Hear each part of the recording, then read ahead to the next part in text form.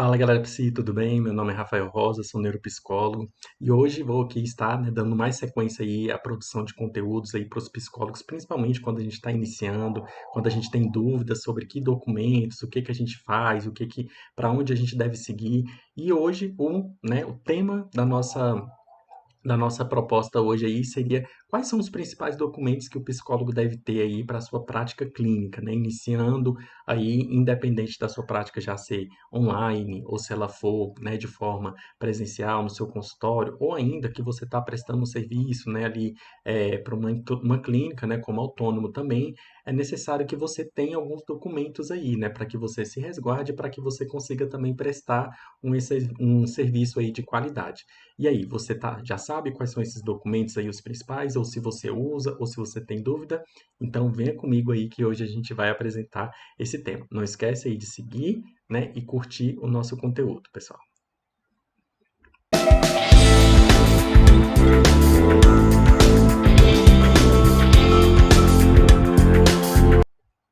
Bom, então vamos lá, né, já direto aí, né, com a mão na massa para a gente já apresentar quais são esses documentos aí, os principais, pessoal, tá? Então, não são, né, ali praticamente a gente vai conseguir abordar todos os documentos, né, mas os principais aí que a gente considera o essencial, né?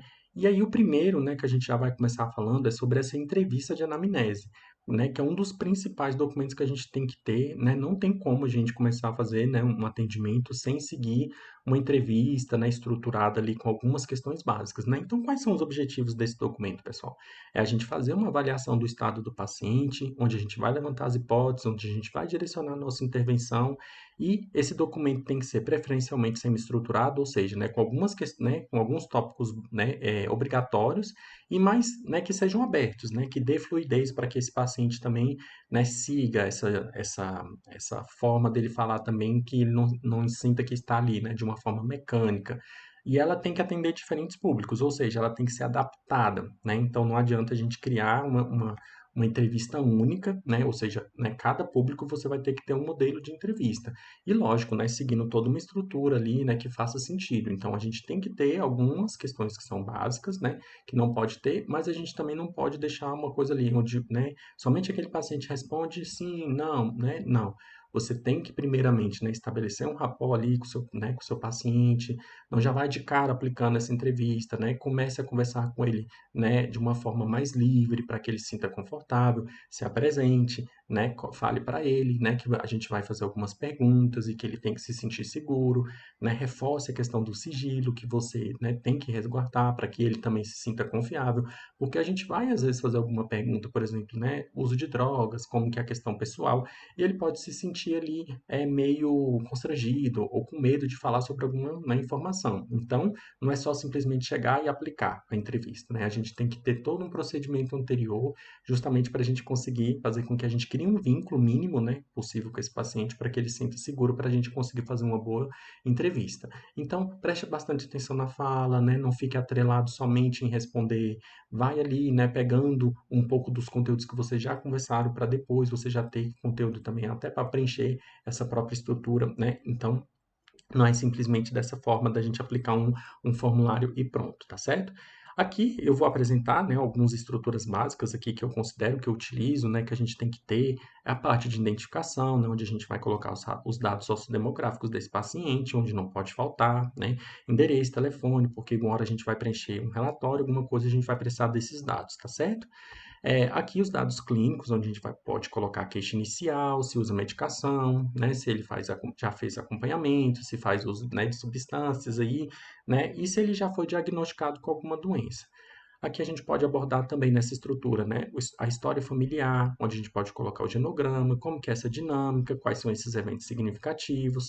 A gente pode também colocar aí, né, qual que é a história pessoal desse paciente, né? Como é que foram os eventos marcantes na infância, na adolescência, se ele tem rede de apoio, como que é as relações interpessoais dele. E em caso de emergência, né, também é necessário que a gente tenha acesso, né, a alguma pessoa que a gente possa comunicar, né, às vezes é um paciente que está em risco e a gente precisa fazer a comunicação de alguém para esse paciente vir, né. Importante aí a gente sempre colocar a data no dia, né, que foi realizado, o paciente também assinar, né, para aquele documento ali que ele participou dessas informações, né, pessoal? Então, é o documento principal que a gente tem que ter, né? Né, lógico que igual eu falei, se você vai aplicar, né, atende criança, você tem que adaptar, colocar ali os dados, né, que vai ter informações sobre essa criança. Como é que foi a gestação? Como é que foi o puerpério dessa mãe? Como é que foi o planejamento? Como é que teve eventos significativos? Como é que é na escola? Como é que é essa dinâmica? Então, né, cada público a gente tem que estar adaptando. Então, não dá para a gente ter um modelo único de atendimento. A gente tem que ter vários modelos de atendimento, de anamnese, seja infantil, para idoso, né? Ou então, dependendo aí do público que você atende. Cada vez mais, né? Às vezes a gente também afunila para um público específico. Então, às vezes a gente, né, vai colocando, sim, uma estrutura bem, né, voltada para aquelas demandas daquela clientela que a gente atende, tá certo? Então, não esquecendo aí, né, que a gente tem que fazer essas adaptações. E aqui, né, eu costumo colocar também umas informações complementares após, né, a entrevista, né, que aí o paciente não participa, onde eu vou fazer, né, o levantamento de hipóteses, né, do que ele falou, fora da minha, aí já é na minha visão como profissional, porque muitas das vezes, né, você pergunta para o paciente, ele traz uma hipótese, né, mas quando você vai ver, você já vai levantando algumas hipóteses, olha, né, vou ver aqui se isso aqui realmente, né, faz sentido depressão, ansiedade, né, ou síndrome de pânico, alguma coisa você vai colocando. E aí as propostas de intervenção, né? Então, como que eu vou validar essas hipóteses? O que que eu vou utilizar? Que informações eu vou ter, né? Outras informações foi como que eu observei, né? Ah, esse paciente chegou, né? A forma como que ele estava, né? A, a aparência dele, como se ele comportou, como que estava a fala, tudo isso, né? A gente tem que colocar para a gente não perder esses dados depois aí, porque às vezes a gente pensa assim, ah, né, eu vou lembrar, a gente não lembra, né? Porque depois a gente passa muito tempo com o paciente, a gente não lembra muitas vezes como é que foi esses detalhes que a gente pegou ali nessa entrevista, né? Então, é um dos documentos essenciais e principais, né, pessoal? Então, vamos lá, dar sequência aí, quais são os outros documentos que a gente considera aí, né? O contrato, pessoal, né? O contrato a gente acha que que não precisa, porque eu já, né, eu trabalho de forma online, ou então porque eu trabalho, né, numa empresa onde eu sou autônomo, né, e lá que tem estrutura, e a gente se engana, porque é necessário a gente ter um contrato, tá, pessoal? Então, ele serve para quê? Para resguardar tanto o profissional quanto, né, o seu paciente também, onde vai ter ali, né, questões de ética, questões do sigilo, né? Então, às vezes a gente pensa que é um documento simples, que não precisa, e é onde a gente se engana, né? Porque muitas das vezes a gente passa muito perrengue aí por conta, né, de uma falta de contrato. Então, às vezes, você atende um paciente, né, ele confirma que vai ser, né, que vai ser atendido amanhã, por exemplo, e não vai. E aí você, né, vai levando vários tocos, bolos ali, e muitas das vezes você subloca um espaço, ou então você não cede aquele horário da agenda, né, porque você confirmou. E é necessário que esse paciente, né, ele tenha ciência, né, desses detalhes, que ele precisa pagar, por exemplo, se ele confirmou e não foi, né, a gente cobra esse valor, porque, por exemplo, se eu trabalho com sublocação, eu subloquei, né, um local, eu vou pagar para mim atender aquela pessoa. E ele não vai, então a gente praticamente está pagando para atender alguém, né? Então, se não tiver isso no contrato, a pessoa não fica sabendo e não tem como, né, ele saber como que é essa dinâmica do seu atendimento, né? Então, é uma forma onde você tem que se resguardar, né? Onde você também vai colocar aí as questões de sigilo.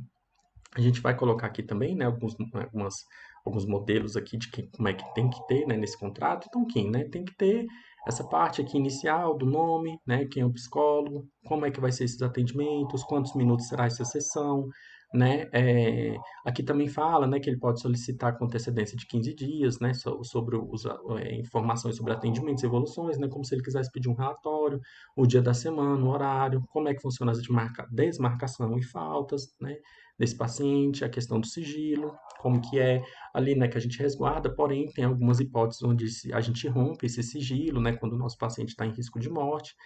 A questão de honorários, qual que vai ser o valor, né, que você está acordando com ele, né, e demais casos aí, né, que possam vir surgir, vocês têm que estar discutindo dentro dessa dinâmica aí. Então, pessoal, é um documento, né, muitos que a gente às vezes esquece, pensa que, ah, né, porque eu trabalho, né, com numa empresa e tal lá, e eu, né, não, sou autônomo, então você tem que ter o seu contrato individual, mesmo que, né, que a empresa lá que você trabalhe você não sabe se ela colocou ele para assinar, então você tem que ter um individual, né? E isso você entrega já no primeiro atendimento, se ele querer continuar a fazer os atendimentos com você, para que fique ciente, né, de tudo o que vai estar sendo acordado aí dentro dessas sessões, tá certo? Outros documentos, né, principais aí, a gente trabalha com relatório e declaração. Então, são dois documentos diferentes, tá? Então, não são documentos idênticos. Então, é muito utilizado, né, praticamente, né? Todo mundo sempre está pedindo aí um relatório dos atendimentos, né? E muitos também pedem essa declaração, né? Que seria como se fosse um atestado médico, né? De comprovação de que ele está, né? Faltando o trabalho para ele estar ali, né? Então, só que para a gente utiliza como declaração, né? Então, os principais aí, objetivos do relatório, né? É um documento oficial de comunicação dos atendimentos, né? Onde a gente vai resguardar o sigilo nesse documento, a gente vai colocar somente as informações para responder uma demanda, né? Que é uma informação objetiva.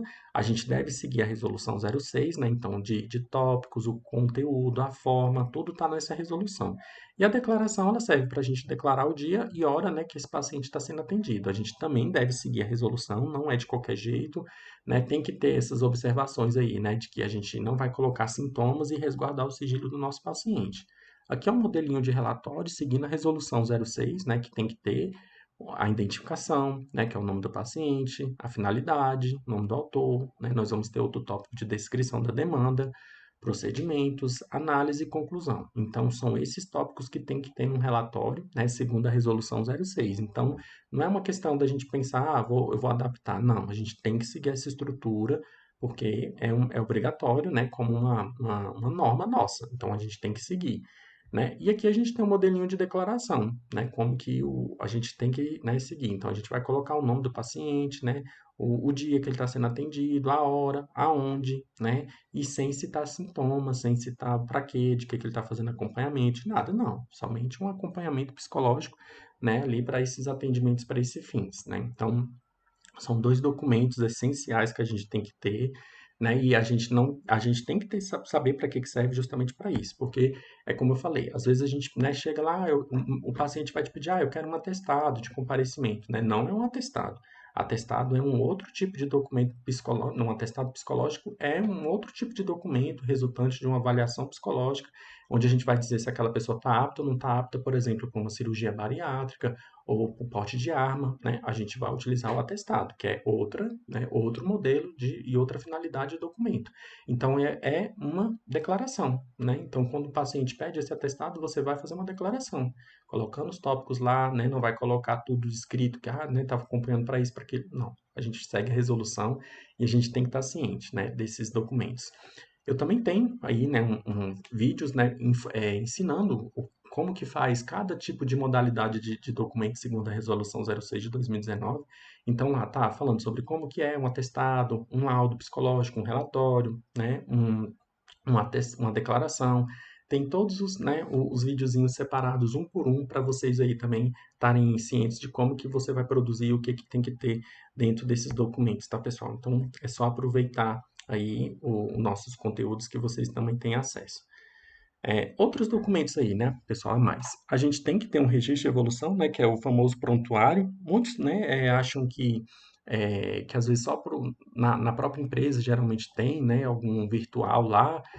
Outros gostam de fazer fichinhas, né, para poder se organizar e depois passar, né, para uma parte mais é, segura, né, para poder ter acesso às informações. Então, é a forma como que você tem que ter, né? É importante que se o local, né, não disponibiliza esse registro, que você faça os seus próprios, né? Você pode fazer uma tabela de Excel mesmo, ou fichinhas de fichamentos, né, ou documentos mesmo, né, avulsos, você pode estar ali, né, tendo esse controle desse manejo de todos os dias que você atendeu e o que foi abordado dentro daquela sessão. A autorização, né, pessoal, de atendimento, quando as pessoas que atendem menores de 18 anos, né, que é crianças e adolescentes, a gente tem que ter, né, então aqui a gente tem um modelinho, tá, então que é uma autorização para acompanhamento psicológico não eventual, né, ou avaliação de menores e adolescentes, né, então tem que ter esse documento, né, assinalado dentro, né, desse prontuário desse paciente aí, é preenchido por pelo menos por um dos responsáveis legais, né? Então, isso como forma está o nosso código de ética, que no artigo 8º que fala que para realizar atendimento não eventual de criança e adolescente, né? Então, esse atendimento não eventual, né? É um atendimento contínuo, né? Então, ou seja, uma psicoterapia, uma avaliação, o psicólogo tem que ter autorização de pelo menos um dos responsáveis, né? Então, para que você se sinta resguardado e respaldado, você tem que ter esse documento assinado por um desses responsáveis. Porque muitas das vezes vem aquele problema, né? Ah, são de pais separados, né? E aí um deles te procura. Então, né, você pode atender, porque um dos responsáveis legais está atendendo, está assinando. Não é necessário a assinatura dos dois, né? Mas de apenas um dos responsáveis assinando, você já está respaldado aí para poder fazer esse atendimento, né? Legalmente, você já está, né, tudo certo, você não está infringindo nenhuma, né, nenhuma regra, nenhuma norma, porque você conseguiu pelo menos uma assinatura de um dos dois responsáveis, tá certo? Então, às vezes a gente atende, né, e aí uma mãe leva a criança, a gente não pega logo uma autorização, de repente vem um pai lá que não quer, te denuncia porque não aceita o atendimento psicológico, né, e aí, mas você não tem nenhum documento assinado pela mãe, né, e aí você acaba que vai se enrolando por conta desse detalhe simples, né, então tem que ter esse documento, né, para crianças e adolescentes, tá certo? Então, são documentos que a gente às vezes, né, esquece aí, ou pensa que não é obrigatório, né, mas está dentro do nosso código.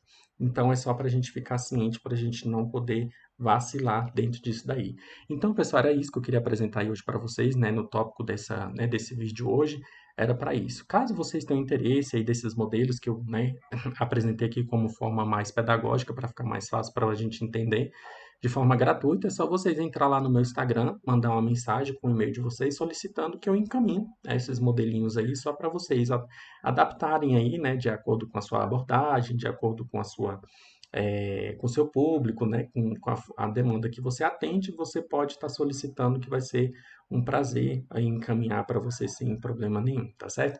Então, pessoal, era isso que eu queria compartilhar com vocês. Agradeço aí, né, o acompanhamento aí do vídeo. Espero que vocês tenham gostado, né? Foi um videozinho corrido, né, justamente para isso. Não detalhei cada ponto, justamente porque depois a gente tem vídeos separados, né? Então, por exemplo, né, temos aí vídeo de como que a gente vai construir esses tipos de documentação. Então, no nosso canal aí tem, né? Vocês podem estar procurando, como que eu vou produzir um relatório? Como que eu vou produzir um laudo? Como que eu vou produzir uma declaração, um atestado, né? De uma forma bem mais detalhada, de tudo que tem que ter, o que que, né, essa resolução fala que tem que ter, o que que não pode conter.